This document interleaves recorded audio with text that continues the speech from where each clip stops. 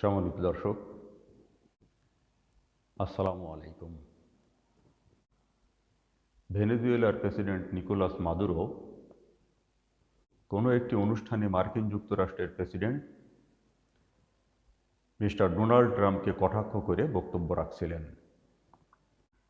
ওই বক্তব্য তিনি বলেছিলেন যে আমি সেজেগুজে বসে আছি, তোমরা পারলে এসে আমাকে ধরো এবং নিয়ে যাও।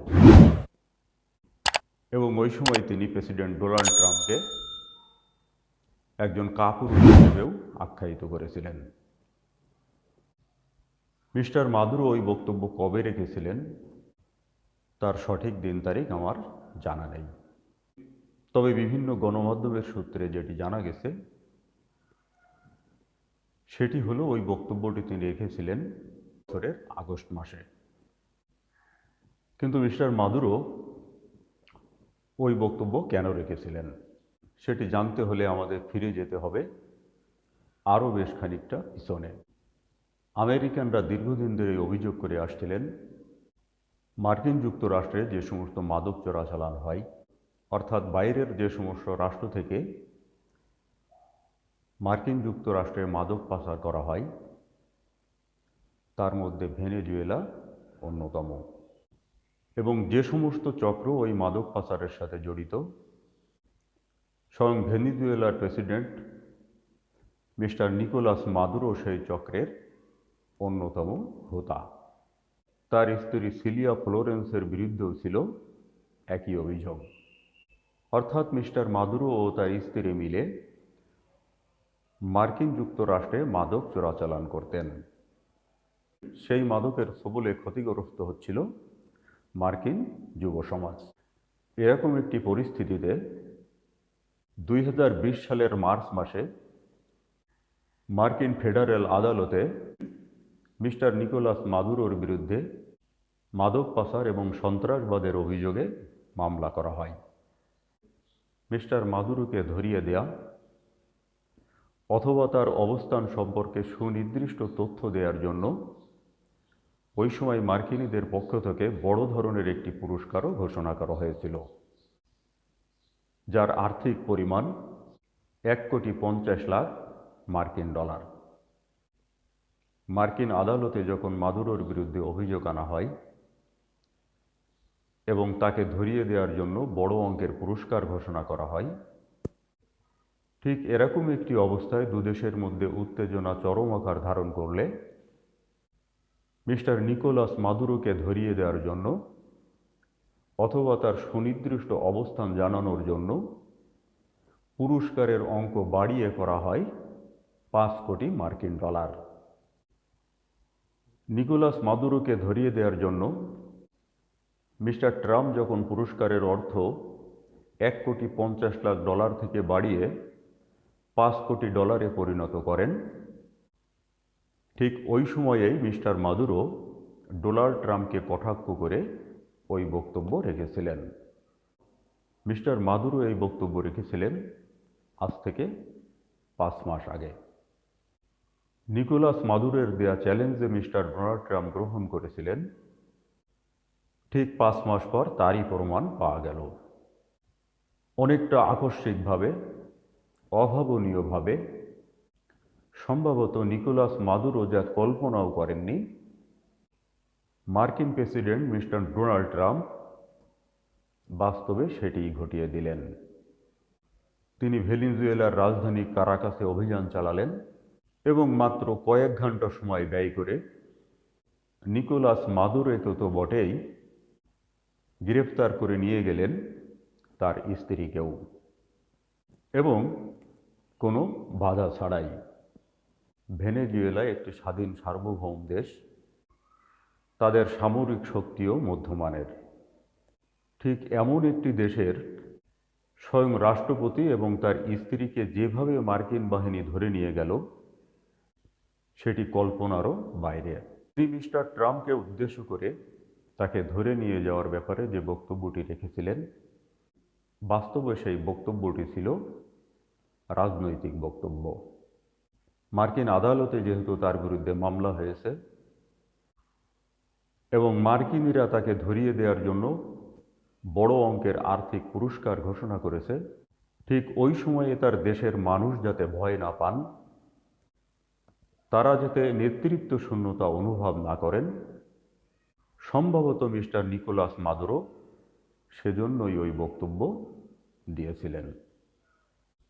কিন্তু সত্যি সত্যি মার্কিন বাহিনী অভিযান চালিয়ে তাকে তার দেশ থেকেই তুলে নিয়ে যাবে, মিস্টার মাদুরো হয়তো কখনো তা কল্পনাও করেননি। কিন্তু মিস্টার ডোনাল্ড ট্রাম্প সে ঘটনাই ঘটিয়ে দিয়েছেন।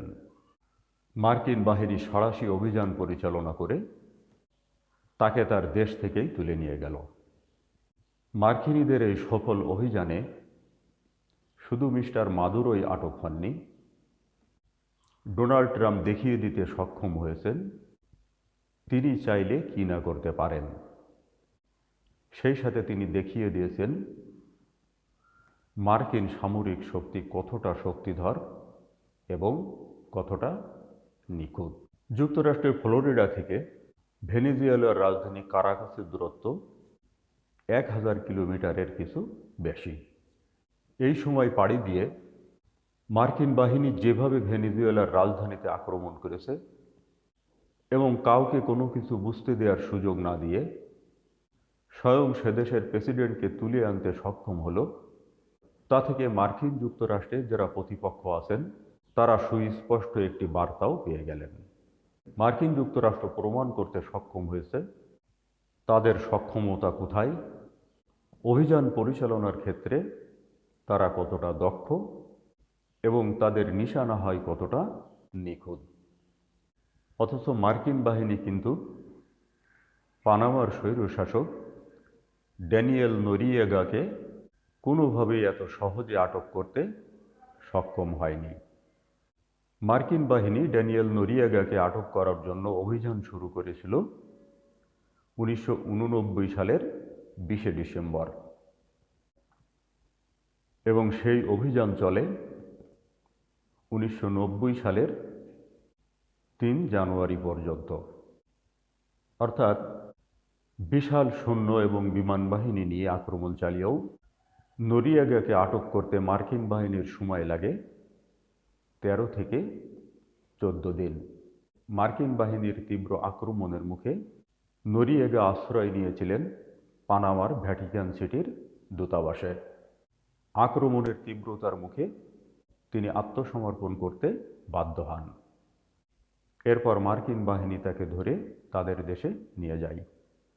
এই উদাহরণটি টানলাম এজন্য যে ভেনেজুয়েলার তুলনায় পানামা ছিল অত্যন্ত খর্বশক্তির একটি দেশ, কিন্তু সেই দেশটির শাসককে ধরতেও তাদের ব্যয় করতে হয়েছিল 13 থেকে 14 দিন। সেখানে মাঝারি শক্তির সামরিক সম্পন্ন দেশ ভেনেজুয়েলার প্রেসিডেন্টকে আটক করতে তাদের সময় লাগলো মাত্র 2 থেকে 2.5 ঘন্টা। মার্কিনীদের এই অভিযান প্রমাণ করে দিয়েছে সামরিক শক্তির দিক দিয়ে তারা কতটা এগিয়ে এবং উন্নত। মার্কিন যুক্তরাষ্ট্রের এই অভিযান কতটা যুক্তিসঙ্গত এবং ন্যায়সঙ্গত সে বিষয় এবং প্রেক্ষাপটটি সম্পূর্ণ ভিন্ন। কিন্তু তারা গোটা বিশ্বকে যেভাবে চোখে আঙুল দিয়ে দেখিয়ে দিল যে তারা ইচ্ছা করলেই কি না করতে পারেন। এই অভিযানটি এখন আর শুধুমাত্র মিস্টার মাদুরোকে আটক করার মধ্যেই সীমাবদ্ধ থাকছে না। প্রতিপক্ষের জন্য মার্কিন যুক্তরাষ্ট্র কতটা হুমকি এবং সামরিক দিক দিয়ে তারা কতটা শক্তিশালী সে ব্যাপারেও তাদেরকে একটি মেসেজ মার্কিন যুক্তরাষ্ট্র দিতে সক্ষম হলো। তারা জানিয়ে দিল ইচ্ছা করলে তারা কি না করতে পারেন। এই ঘটনার পর এই সমস্ত দেশগুলোর নিরাপত্তাহীনতা বেড়ে গেল আরও অনেক গুণ। কারাকাসে হামলা এবং ভেনেজুয়েলার প্রেসিডেন্টকে তুলে নেওয়ার ঘটনার মধ্য দিয়ে বলা যায় প্রমাণ হয়ে গেল বিশ্বের বহু দেশই এখন আর নিরাপদ নয়।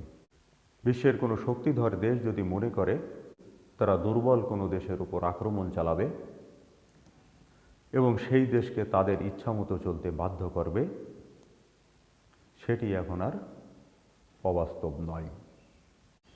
এখন দেখা যাক ভেনেজুয়েলায় আক্রমণ এবং সে দেশের প্রেসিডেন্টকে তুলে নিয়ে যাওয়ার ঘটনার পর বিশ্ব পরিস্থিতি কোন দিকে মোড় নেয়। সম্মানিত দর্শক, ভালো থাকবেন, নিরাপদ থাকবেন, সবার জন্য শুভকামনা।